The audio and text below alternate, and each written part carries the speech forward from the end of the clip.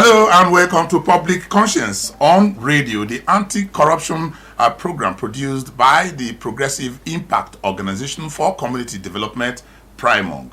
PRIMOG is a civil society group with the mandate to work for good governance, participation, and accountability in Nigeria. I'm Okiri Agbonsuremi, and my co-anchor on the program, Adaobi Obiagumo, is in the studios.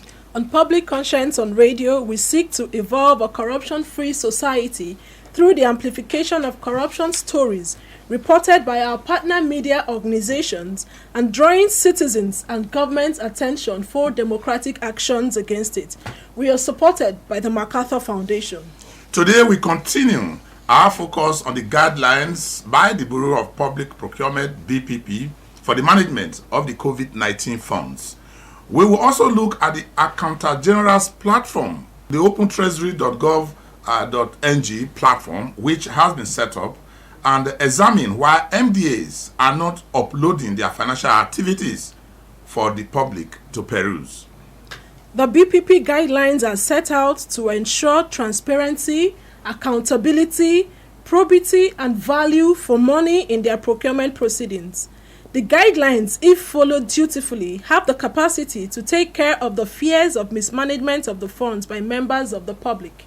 Under the guidelines, procuring entities are to prepare procurement plan for all projects that specifically responds to the COVID-19 needs. These plans should be uploaded into the Nigeria Open Contracting Portal, NOCOPO, where it will be assessed by the BPP. Any project that is not included in the procurement plan of the procuring entity shall not be processed for payment, notwithstanding the source of funding for the project. The provisions of the Procurement Act, however, leaves wide holes in the forms of direct contracting under emergency. How do we ensure that the emergency purchases provisions are not abused? How open will the adherence to the guidelines be? And how will the BPP monitor to ensure that the guidelines are respected? Why are the MDAs not interested in the opentreasury.gov.ng platform to upload their financial activities? Of course, you know that in the last couple of episodes, we have had the ICPC and other stakeholders come on this program.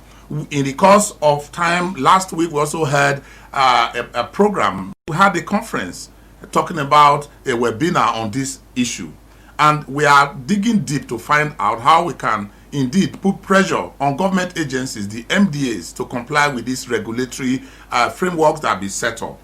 We have in the studios Isaiah Yusufu of the Bureau of Public Procurement, BPP. We want to thank you for joining us on the program. Thank you for having me. Also in the studio is Eze Onyekwere of the Center for Social Justice. Thanks for joining us, sir. My pleasure. Remember that you can follow us on our social media platforms at official PRIMOG. PRIMOG is spelled PRIMORG. And we are currently streaming live on Facebook. You can join us and drop your message right in there at official PRIMOG. And you can watch our videos on PRIMOG TV. That is our YouTube channel. Please subscribe so that you can get reminders when we have new posts. And the WhatsApp phone number to send your messages is 0902-265-6167. This number is for messages only. You can begin to send your messages now. And like Adaobi said, please, you begin to send us your message because it will be part of our discussion. Let's turn to our guests for our interview. Adaobi. We'll begin with Mr. Isaiah. Could you please tell us about the NOCOPO platform? The whole idea of that platform is to enable the public and stakeholders have access to procurement information.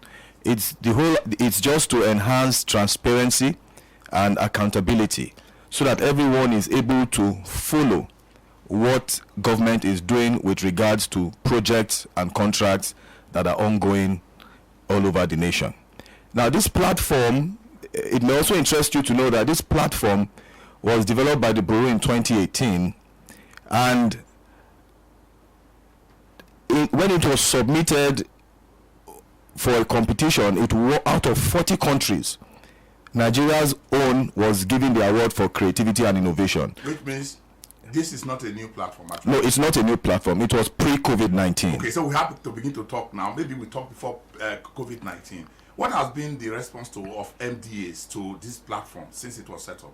What will you say, put a percentage to say, look, this is the kind of compliance that we have seen? Well, percentage-wise, I will not be able to give you a clear percentage, but I know that it wasn't, the compliance was poor initially, so we had to embark on training. As a matter of fact, last year, 2019, we trained over 300 MDAs, the officers, the IT officers, the procurement officers, on how to upload this information, because the feedback we got was they were having difficulties in doing it. So we trained them, and since then we've noticed some improvement, but of course it is still far short of what we are expecting.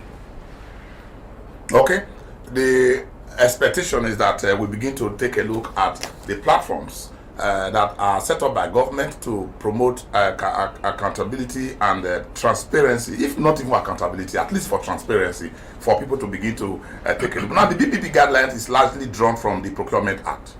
Correct. And fears are being expressed over the abuse of some provisions under emergency procurement, which permits direct contracting. Direct contracting will mean that you have somebody who is manufacturing, you are going there direct to go and buy.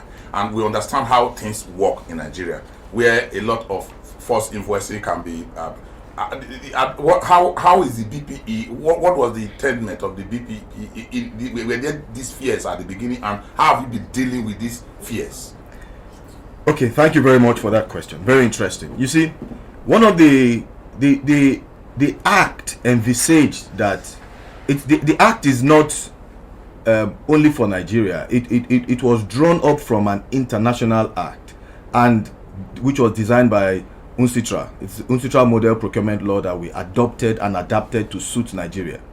Now, that act has a provision to cater for emergencies, because it is normal in every situation that there's sometimes that emergencies may occur that will require you to take some fast-tracked moves. Now, the act has a provision to address that. The reason why, in fact, one of the challenges about that section, even though it's there, is the fact that their procurement risks are higher under emergency. Why? Yes. Because you tend to, the way the emergency section is crafted, you don't seek prior approvals before you embark on emergency procurement. You don't also, the act empowers procuring entities to proceed to address the emergency. So yes, they go ahead and award the contract, and it is after the contract, the emergency has been abated or it has ceased, then they now seek what we call retroactive approvals. So it means that it's open for them to do what they want to do to solve that problem. Thank you very much. Now, because of that lacuna, it's not a lacuna, because of that provision, it is a high risk. So it's an area where we tend to focus on when it comes to post. Do we really have control when we say that an emergency? The presidential task force on COVID-19 says, we need 200 ventilators. We cannot wait. We just need the money now. As we say in Niger Delta, we need it now. Let us just go and buy. Now, we have the cost of for this. I'm just giving you an example. We have ventilators costing in the market, in the open market, between $2,500 and $25,000. But they just go and buy. I'll tell you, we bought 100 ventilators. And then the question is, how are we sure the challenges because of the peculiarity of the Nigerian situation? How are we sure that when the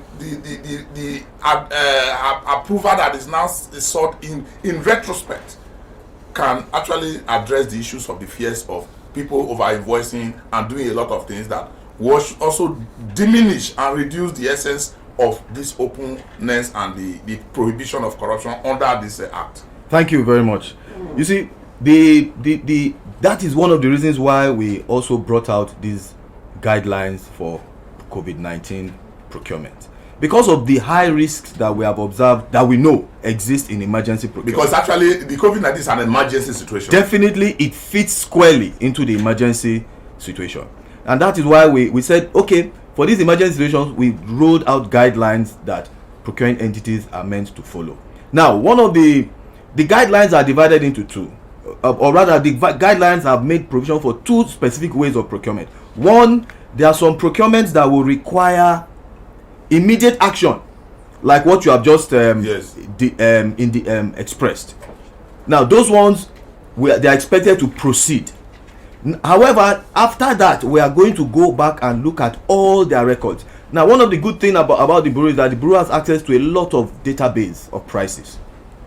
So we are able to benchmark, provided the specifications of those equipments are there. And that is why the NOCOPO lists that all these things must be properly described.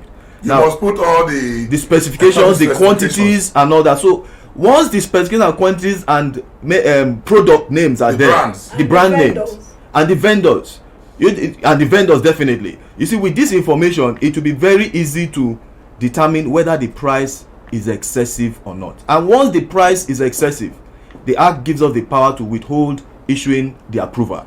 Now, once we don't issue that approval, then we can also take further steps. Either we forward it for further investigation, which is where the ICPC and the EFCC will come in. And once it is established there has been an over-invoicing, then somebody will go for it. Yes, the course of law will take its place. Okay, Mr. Onyekwere. Yes, sir. Let's have your reactions, and please tie it to the existence of the opentreasury.gov.ng platform. Well, there is so much you've raised, so we have to make some bundles. I don't know which one you want me to react to. Well, let me start by saying that the whole issue of procuring during emergency situations is something that can be brought under control if there are well laid out rules and regulations and disciplined personnel in the ministries, departments and agencies to go through the rules. The open contracting portal, as you may very well know, has been there before COVID-19, and the SGF did issue a circular making it mandatory and compulsory that all procurement activities from procurement planning, everything had to be uploaded to that site. Like Isaiah did say, the compliance has not been as much as we had expected, because if you look at the NOCOPO portal, a good part of it is yet to be populated.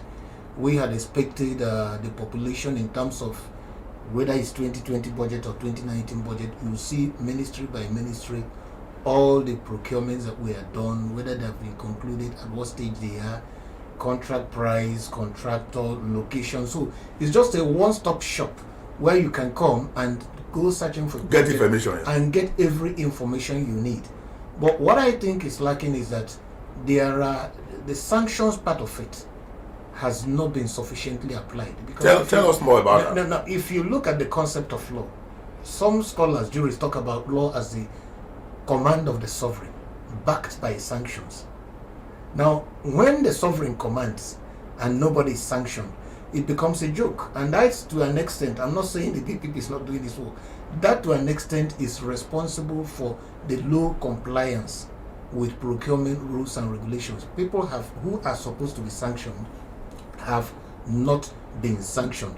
Otherwise, if the SGF issues a circular and says everybody must upload, and maybe less than 50% is uploading, I know as a fact that BPP has organized a number of training. I was part of the trainings that happened sometime late October last year along the Kubwa axis when we had so many agencies. And in fact, I know of also plans to take it around the country, if not for the COVID-19 and lockdown. Manuals are being designed. But nobody can plead. Ignorance of the law is no excuse. Okay, this is something that is like a step-by-step. If you simply computer literate, you can open and know what to queue in, and if you have questions, you can always have hotlines or numbers to call back a BPP. So I think that more sanctions need to be applied after the training, because a lot of training has already gone on. There has even also been consultations with the private sector, because NOCOPO has a private sector component, it has a civil society component. So it's like it's expecting everybody to be carried along. So civil society is there, private sector is there, MDAs are there. Now, the whole beauty of a NOCOPO, if it is truly functional, is that it can help you track, establish a trend. If you come to the Ministry of Health, for instance, and you begin to see that one contractor is winning virtually all the huge contracts, it sends you on an inquiry. You may want to know who are the directors of this company. Do they have links with the permanent secretary or the minister? How exactly is it happening that they're always winning? You can also get information about their performance, whether they are performing. So it's a wonderful concept which, if implemented to the later, will take Nigeria's public procurement transparency and accountability to another notch. But that has not yet happened. But why do you think there's no sanction? Why do you think sanctions have not been done? Even when these clearly established infractions have been seen over time, and people, even with the directive and the from the higher authorities, why do you think that the rules are being violated? The Act makes provision for sanctions, right? I think BPP is more or less thinking that they need to do more sensitization, awareness creation, capacity building, so that let it not be like we are sanctioning you when we have not actually equipped you to do the job. But I'm saying that even the MDAs themselves have to be much more serious about these issues. Now, going back to the COVID-19 regulations, I mean, I think these regulations were designed at a time when there was a lockdown in movement. Yes. Okay, because if you go down the line around these regulations, and some part of it did say that the idea of having bid opening sessions where contractors and civil society and professionals were supposed to come and watch was more or less suspended, if I'm right. But I think you need to address it now that everywhere is open, people are walking all about, because it only said that you should go and video. And when I read it, I was laughing. If I prepare a video, if we are to prepare, somebody is videoing what we are doing. Yes. At the end of the day, there's what is called editing. Yes. You should know better. Post-production. So you can only see what I want you to see. Yes. All the things that are not normal, there's no way, as a procurement officer, as a PAMSEC, I would like allow the BPP, if they were not there, to see that I've infringed the law. We simply sit down and remove all the things and make it look very smooth. And then, of course, as soon as BPP sees it, Isaiah will tick good. And then we move on from there. So I think that is what is happening. Procurement in a period of emergency, you cannot wait for. I mean, if this house were to collapse, the roof were to collapse today, and the procurement guidelines in KSFM says you make a bid for a tender for nobody 2 weeks. will wait for No, you advertise for 2 weeks. Use 1 week to select, and as you are doing it, all the equipment and the rod and all the books here, you call somebody nearby to fix it. Do you know who can fix this roof in an emergency? Who can come in the next 1 hour? Definitely. That is the whole essence of the emergency. So he has to do something.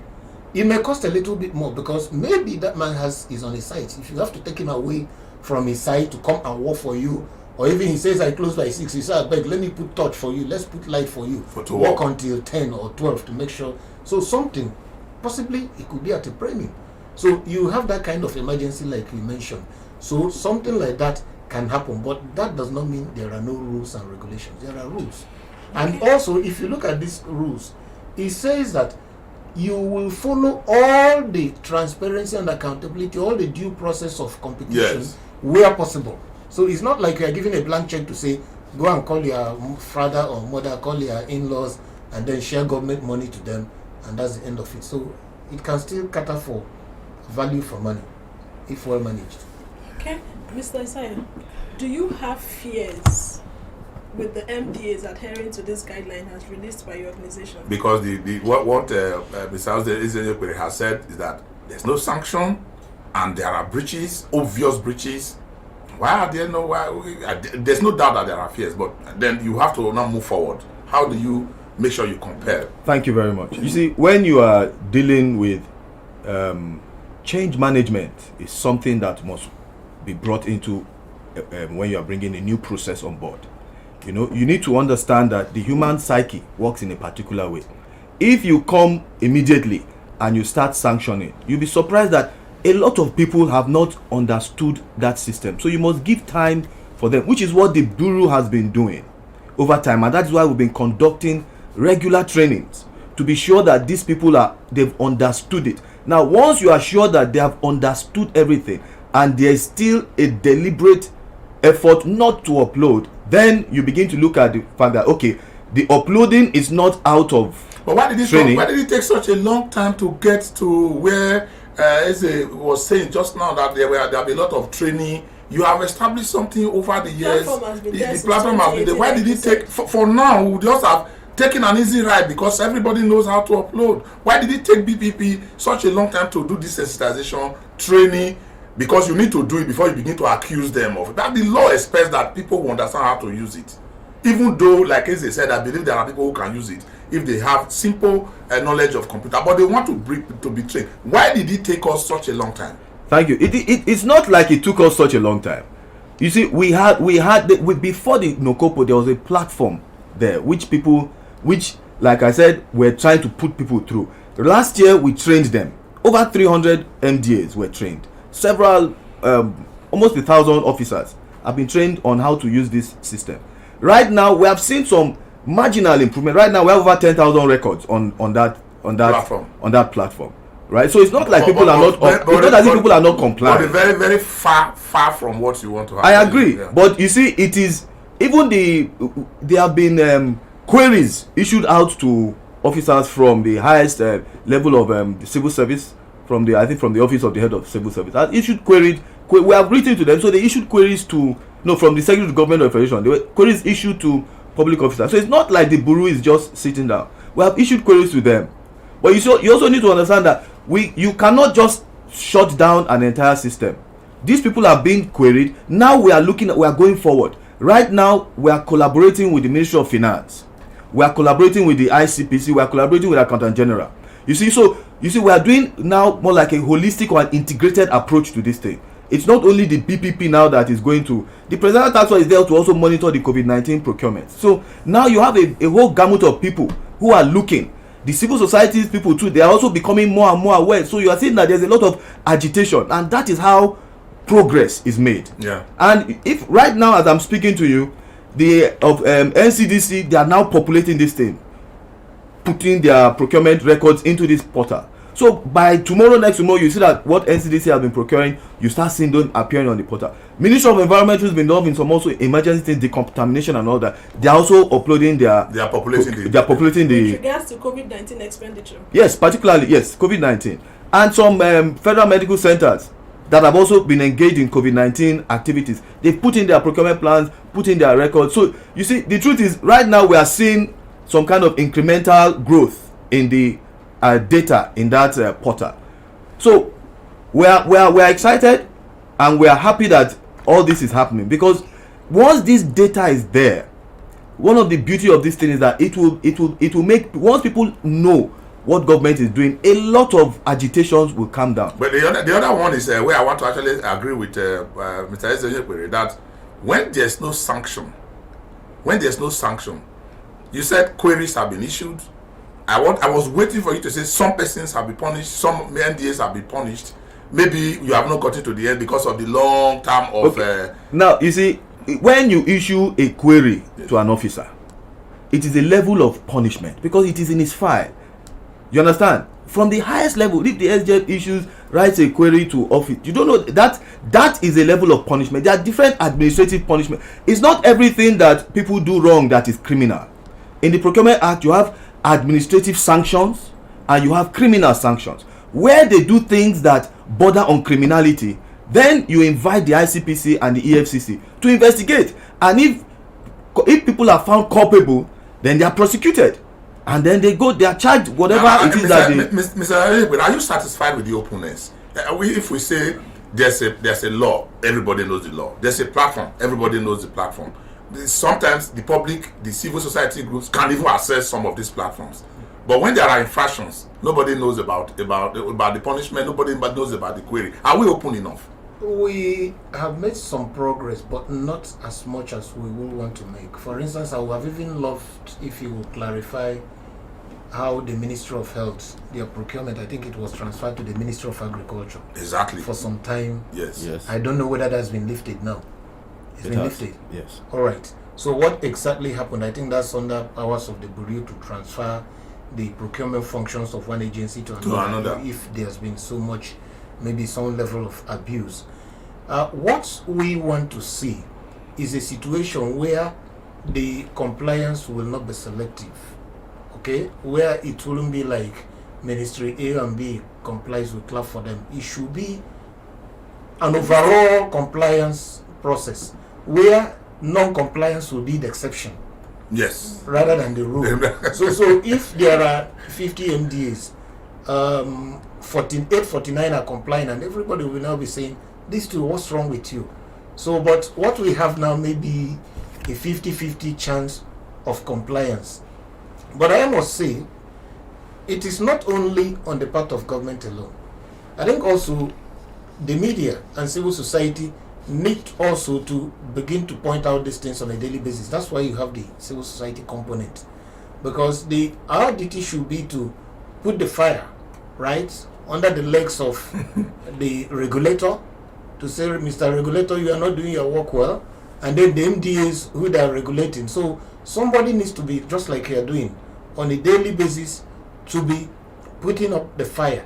I think the procurement portal standing on its own is good, but it also, there are other components of transparency that will make that procurement portal much more reflective. For instance, if beneficial ownership disclosure had been introduced into public procurement in Nigeria, because I've discussed this with some people about introducing beneficial ownership, and then the argument is, oh, we need an enabling law.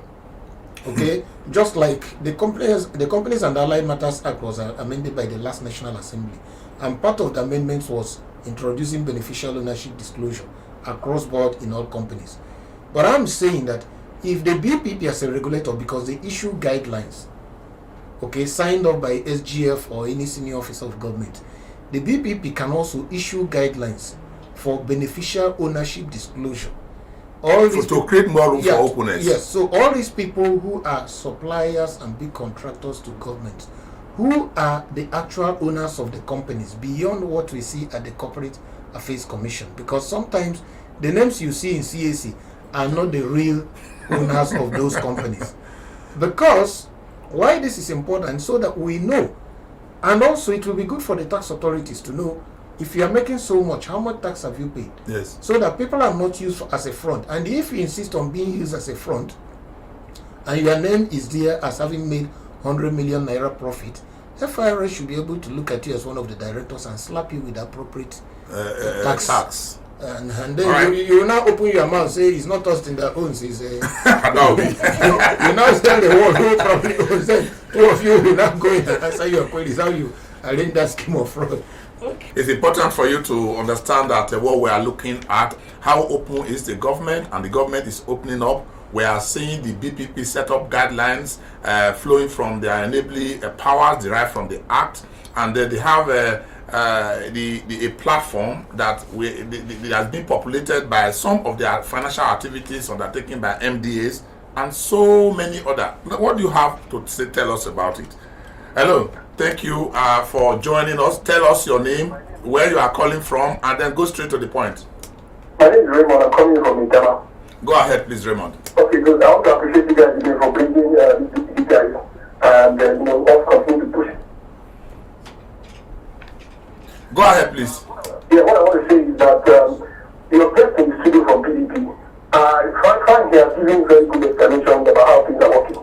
But it is also funny that he doesn't have some certain data, or he cannot provide certain data, at the fingertips. For instance, you asked me a very critical question earlier. What is the level of compliance? You should be able to give us the level of compliance. If you can tell us, for instance, that we trained over 300 MDs, right? Last year, I think that's what you said. And, a couple thousand people have been trained. You should be able to give us, whatever system they are using. One of the key things about getting data or doing this kind of things, that it's supposed to be able to tell you effective compliance, or the number of people that are compliant, and are complying with what they are doing. That's number one. Number two is the fact that this, their portal, or this uploading thing we're talking about, how complicated is it that, they need to spend so much time, training people to upload stuff, training, primary school children, or, Thank you. We want to take as many calls as possible. I believe the BPP representative here, Isaiah, would take notes and will answer. the questions, and he has asked to. He said you didn't answer some of the direct questions, the percentage, and then why is it the train is so complicated that we need to spend over time? Allow Isaiah to quickly respond to those 2 points that those questions that were. Thank you very much. You see, the data is there. If this question had been given to me prior to coming, I would just go to the website and do the calculation. It's simple mathematics. But it's not something that I have at my fingertips that I have all the data. Maybe the listener was actually expecting to give an estimate. Maybe we don't know. Okay, we are not sure. 10%, 20%, 50%, 80%. Maybe that was what I was also expecting that. Even if you don't have the actual figure. So well, if I know that prior to now, it will be something. It will be definitely below 15% that have uploaded their data on. Okay, you just took one of the questions, less than 15%. The second point was why is it that we need the training as if we are going to the university to get a degree to know how to use the platform? Well, you see, when we noticed the compliance level was low, the first line of action is to go back. So assume that they don't know how to use it. Yes, that's the first line of action. You know, you can't. It's not correct to make any other assumption. So when we noticed that the compliance level was low, we organized another training session for them. So it's not as if it is rocket science. But the fact is, you as a regulator, you who is bringing a new concept into a system that has existed for decades, you must be ready to constantly train and be sure that you have transferred knowledge to the people that will use it. Do you think like what everybody will understand exactly what we are talking? You should also understand, because it's the FOI. We have to set up FOI desk in MDAs so that we have persons, individuals who understand this, so that they don't move them one way or the other. You train one, they move away. You don't have. Are you also thinking of? Or let me ask. No, it's not. We have champions already, and those are the champions that we train. So what you are saying is exactly the procedure that the bureau has adopted, and that was what led to that last training we carried out in 2019 that Mr. Onyekpere mentioned. We decided to raise champions in the MDAs, and we trained them. I like the name champions. Yes, they are So people that in all the MDAs. Yes, in all the MDAs that have been trained, and it is their permanent schedule. They are not going to be moved up and down. Whatever they are doing, it is part and part. And that's why we're specific on the people to train. We train procurement officers and IT officers. So you know that these are people that, even if you are moving from as a procurement officer, even if they move you to another agency, you are going with you have that skill already on that portal. Mr. you wanted to say something? Yes, I wanted to say that already there's a procurement cadre in the public service. So that's the people that the training is for. And then you mentioned the IT people as well.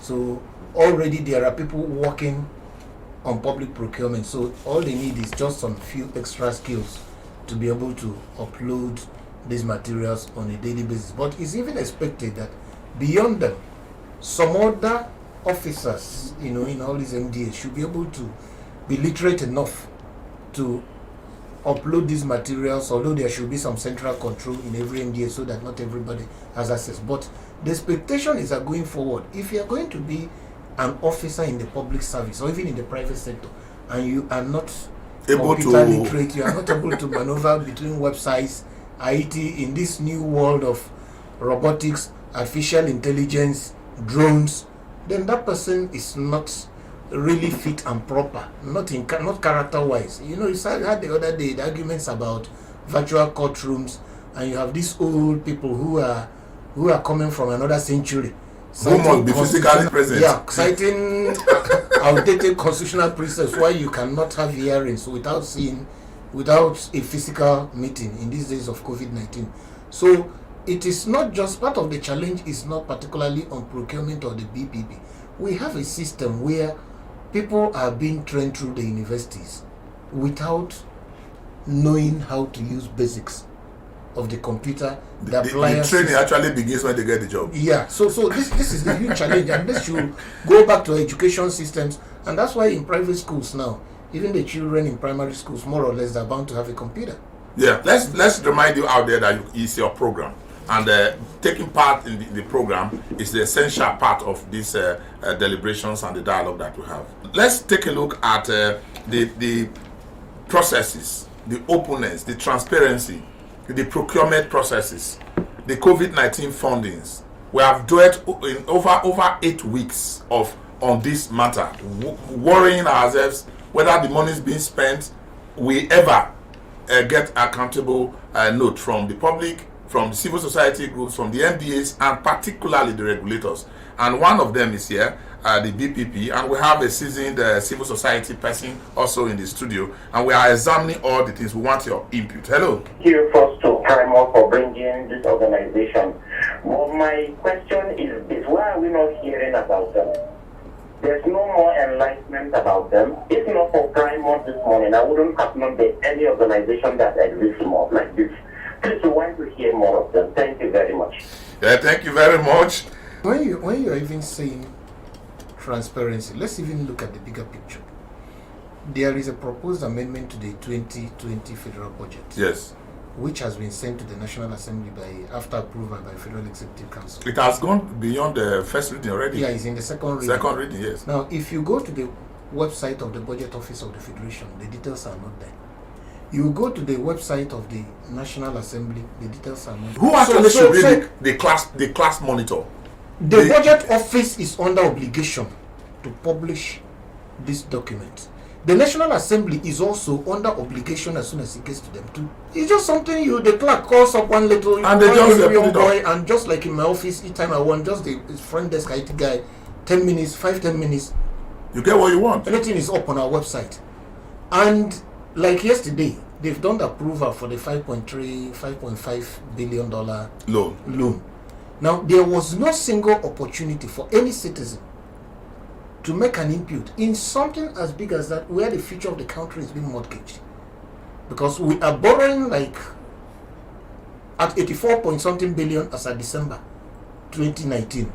And we are adding all this new money, 5.53 this. All these things, like you said, if you tie it to the topic that we have, ought to be uploaded public. You get the public to be involved in it. Openness, transparency. Even the COVID-19 shouldn't not be an excuse for not allowing people. You can set up virtual meetings. Yes. Where people can air their views. So before you say Jack, for instance, the allocation from the snippets we are getting, allocations to health has been reduced. And education has been reduced. Yes. In this COVID-19, and we are still maintaining. So how can we say we are serious? And we are still maintaining almost all the overheads. Good. We are cutting down the budget by less than 1%. Almost all the overheads we are still maintaining them. Reducing allocation to health. Maybe we are reducing allocation to agriculture. Maybe Mr. Eze should tell us if they are not maintaining some of the overheads. They are still maintaining the lavish lifestyle they are living. That's what I'm talking about. So this procurement is has the president decided now? Has the president decided now that you just need one aircraft? No way. So those are the things we are borrowing money to fund consumption. Instead of what the law says, borrow to fund capital expenditure. We are borrowing money. All this money we are borrowing is to fund consumption. Which is not good for the economy. Which is, out of the 10 trillion we want to spend, we are only short of about 5 trillion. That's the revenue. Which now, let me ask, these platforms were not actually set up because of COVID-19. No, they've been there. Now, the templates are like some of the ideas Mr. Onyekwe is dropping. Yes. Some of the ideas he has dropped. We expect that these platforms be populated. I don't want to drag you into the open treasury portal, but he will answer those questions. Definitely, that's outside our purview of the Bureau of Public Procurement. But let's look at your own. Are we expecting that we will need to begin to organize talk shops and all these things because people will know that this thing has happened? Are certain MDAs exempted? Are certain government offices exempted from whatever they are involved in to upload into the Nokopo portal? No. It cuts across all MDAs. But of course, you know that naturally there definitely will be classified procurements that you can't also publish. Definitely procurements that have to do with national security. Even the section 15 of the Act has clearly exempted them. So those ones will not be. But that is a very marginal percentage to the total procurement that government carries out. So no MDA is exempted from the procurement from uploading their data on the Nokopo. Including the National Assembly? The National Assembly? Yes. No, the National Assembly is not exempted. Everybody is expected to upload their data on the Nokopo portal. I know it's very, very technical. And Nigerians probably just want to comment on when there's rape and when there's other, but these things like this actually is the thing that affect us. this is the thing where this is the reason for the rape itself. Yeah. This is the thing for the reason for the unemployment. It's the reason for the dilapidated road, the poor education that Mr. Ayojekbere talked about. We don't have quality education. Nigeria does not have one single university in the first 1,000 in the world. Go to the website and check it. The university's rating. And they have very, very ground rules to do this. Why are we backward? Because of this non-disclosure behind the door deals that we are experiencing. Yeah, Mr. Ayojekbere, we're going to say something. Yes. I was just when you did mention National Assembly, whether they whether they are also exempted. That's also part of the challenge that talks about assuming you want them to upload and they don't want to upload. What are you going to do to them? How do you sanction them? How do you sanction them? This is Raymond from International back again. Okay, Raymond, go ahead, please. Your guest from BPP. Can you tell us if you have any records of any agencies that have been sanctioned as a result of non-compliance or any of these acts? You know, have you investigated any procurement that was in any agency and government officials not only sanctioned but maybe even prosecuted for not doing what they're supposed to have done? Thank you. Okay, I think we should start from query first. Whether there are agencies that have been sanctioned, but I think we should start from query because he mentioned that certain queries have been issued, but he wants to extend it to: have we seen any agency that have been sanctioned, punished for non-compliance? Okay, thank you very much. You see, when it comes to, like I mentioned earlier on, you know, you have the administrative lapse, you have the administrative sanctions, and you have criminal sanctions. And I mentioned to you that there was a time that the SGF even issued queries for people who refused to upload their data. Now that is a level of sanction. In the public service, when you're issued a query, is the first level of sanction. You understand me? So if it repeats, definitely the sanctions become more severe. And then this thing. But when you raise those when the SGF raises those sanction queries, it implies that the MDAs must immediately begin to comply. Yes. I think we are also concerned. After those sanctions, are there compliance? After the queries, are they because it says it's a level of sanction. Yes, there was, but we are still not where we are going. We are still not where we expected to be. Go.